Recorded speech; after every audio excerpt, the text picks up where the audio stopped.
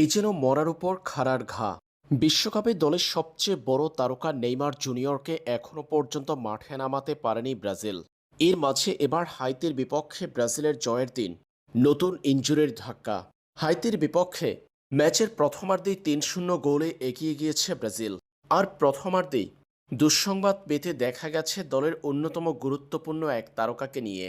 হাইতির বিপক্ষে ম্যাচের ৪০তম মিনিটে মাঠ ছাড়তে হয়েছে রাফিনহার।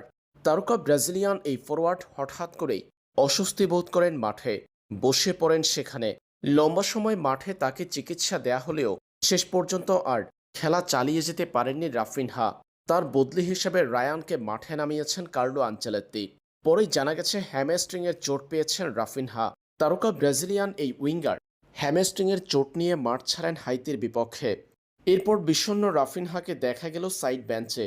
ম্যাচের পর জানা গেল তারকা এই ব্রাজিলিয়ানকে স্কটল্যান্ডের বিপক্ষে ব্রাজিলের পরবর্তী ম্যাচে দেখা যাবে না। গ্রুপ পর্বে আর খেলতে পারবেন না রাফিনহা।